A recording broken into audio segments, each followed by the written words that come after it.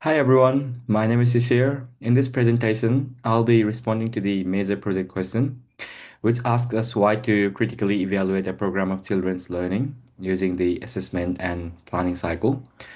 We need to reflect on what worked well, what could be improved, how children engaged, and how learning outcomes are achieved.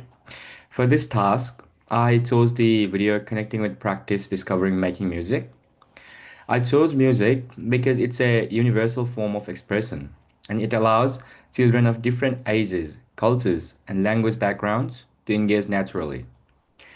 It's also an experience that shows a lot of learning possibilities, so it felt like a meaningful scenario to reflect on.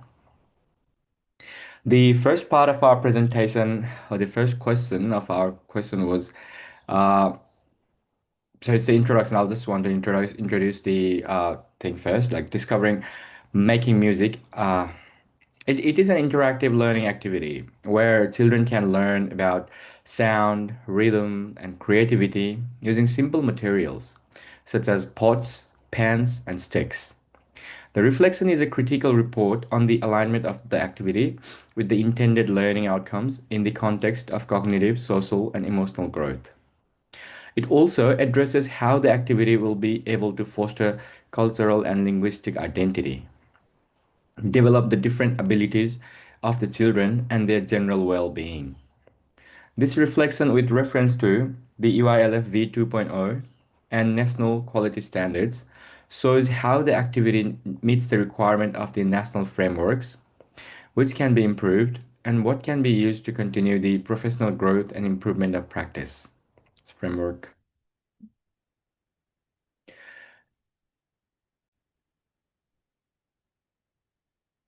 So the first bit of the presentation is children's reflection on their own learning, or what were children's learning on their own learning. I'm going to answer all of the questions that was provided in our assessment in paragraph. So this is the first one. The children in the video actively prepared or participated in the making music activity, both in terms of exploring the sound producing materials curiously and enthusiastically. They tried various methods of pounding the pots and pans, changing the strength and beat, and this resulted in the formation of various sounds. There were active participants, and some children guided the exploration and some followed, others showing personal and team learning strategies.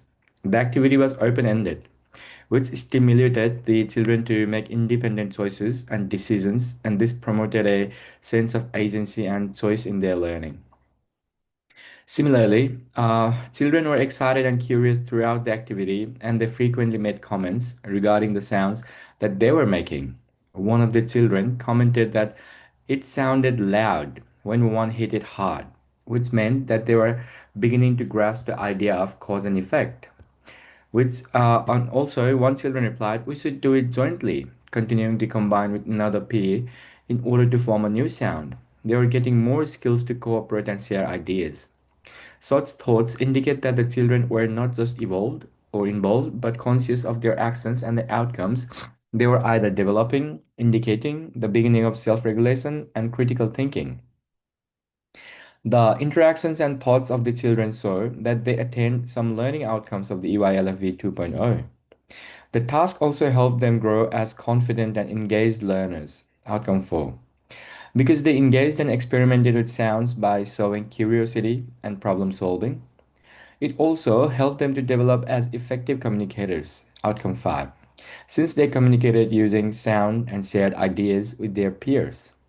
Also, they acquired social skills like collaboration and turn taking, which is a major component of outcome 1, which helps them have strong sense of identity and belonging. Evaluation of learning intention and goals.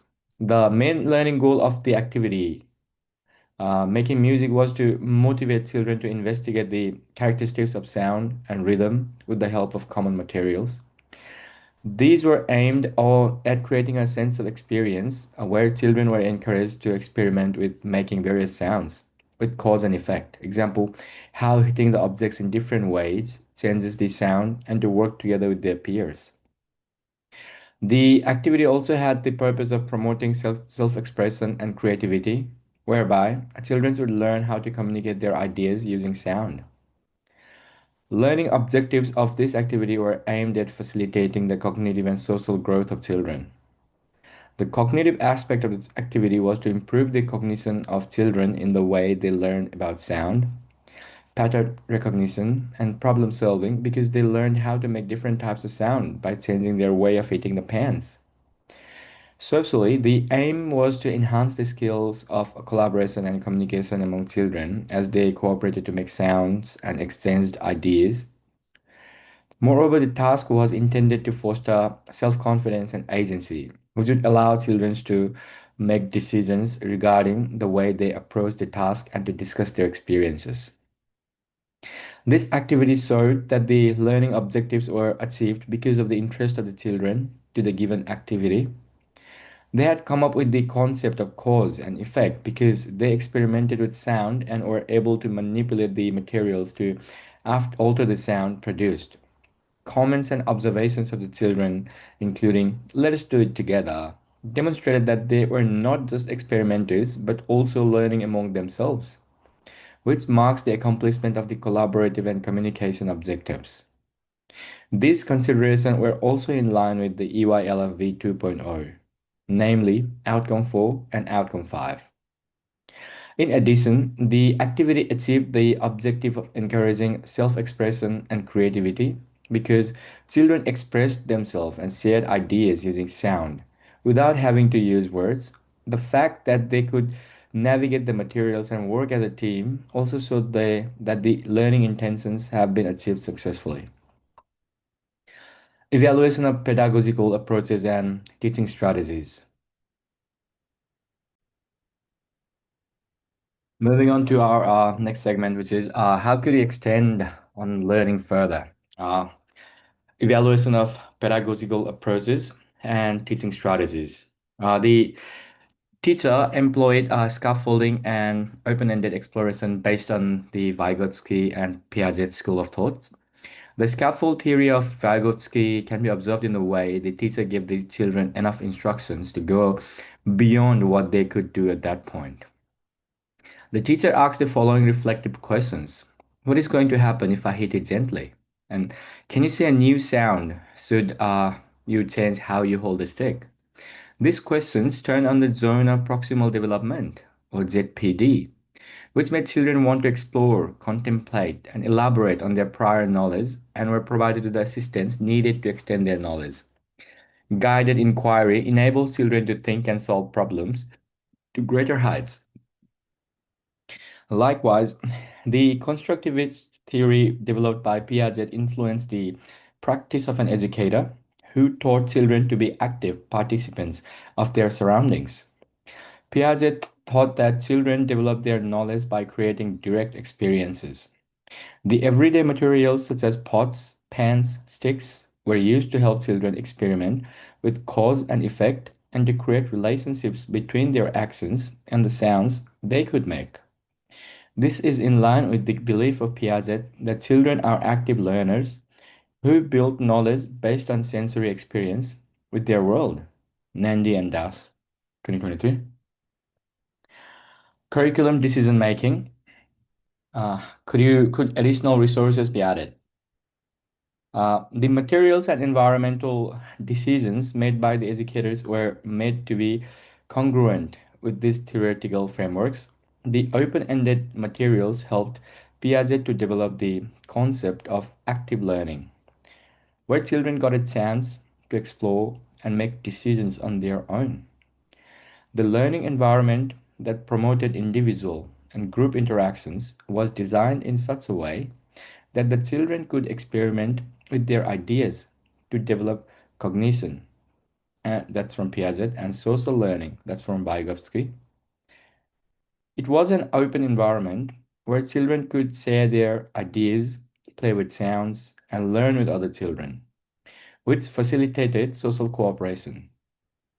The activity offered broad socialization opportunities, which is also one of the most important elements of the Vygotsky theory.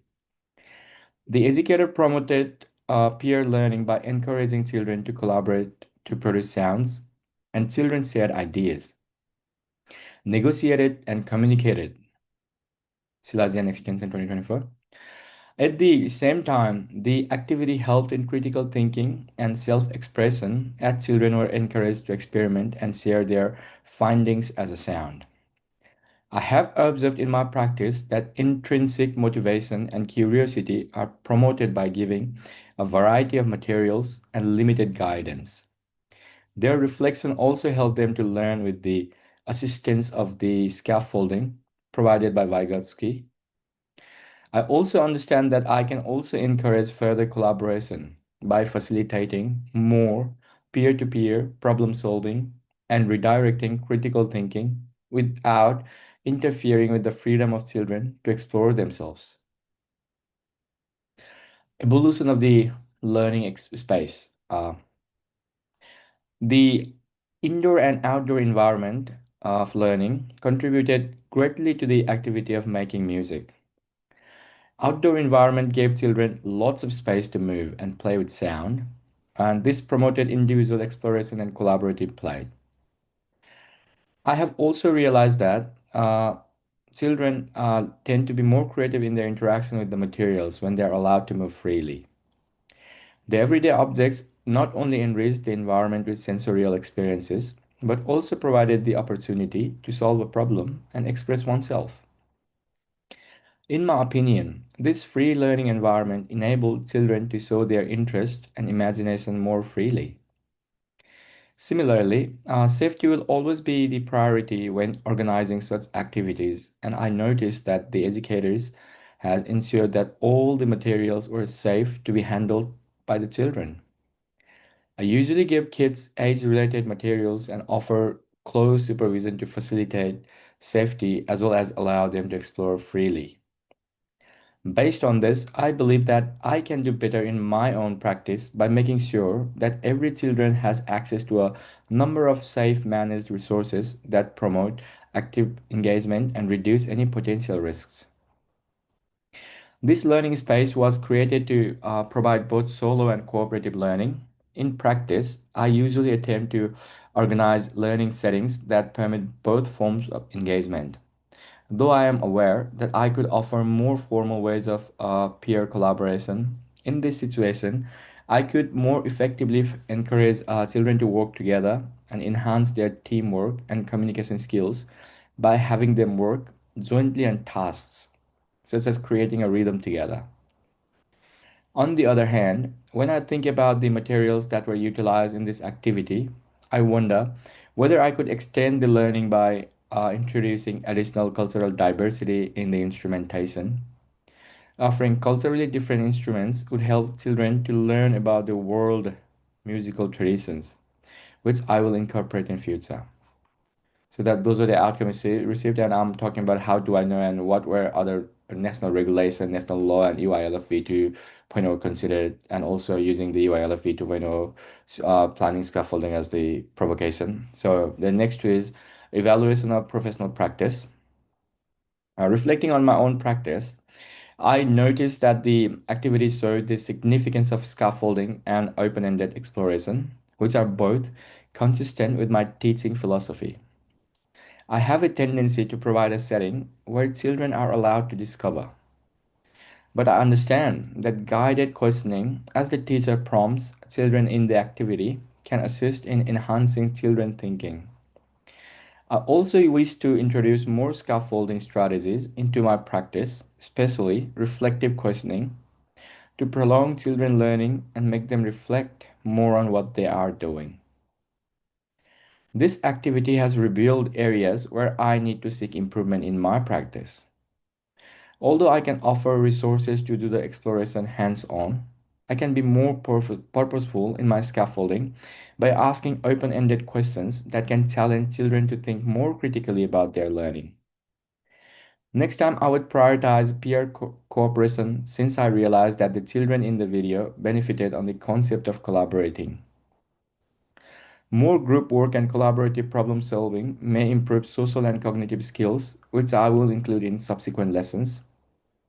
Likewise, when I consider this activity, I can identify a professional development opportunity in learning how to balance between individual research and group learning.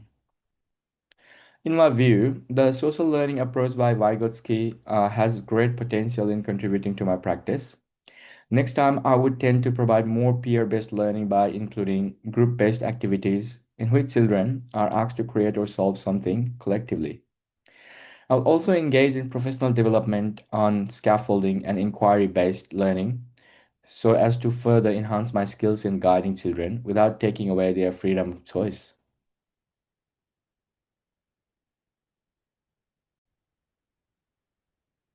I also find a chance to present these strategies to my colleagues. The topic of collaboration and individual exploration may be an interesting discussion during our group meeting. I would suggest that we use the scaffolding methods of Vygotsky and the constructivist approach of Piaget in our lesson planning to facilitate cognitive and social development among children.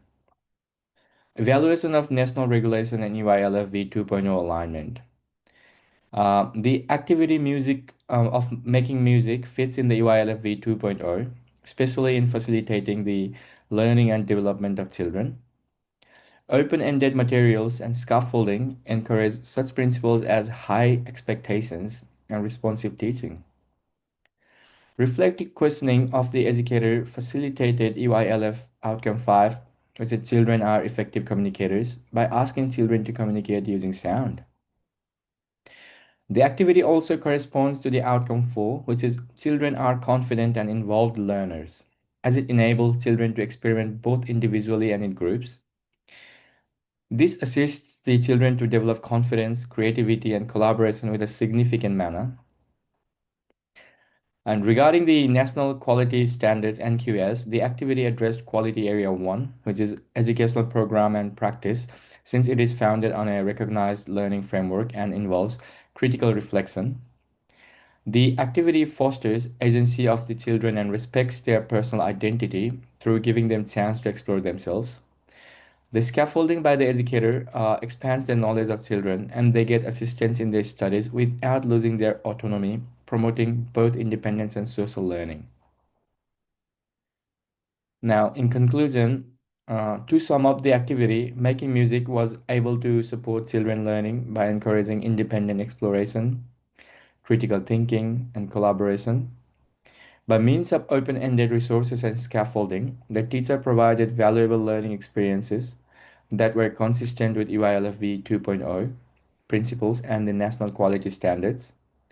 Considering this, I realized the necessity to give children a chance to express themselves and cooperate with peers, as well as apply reflective questioning to enhance their knowledge.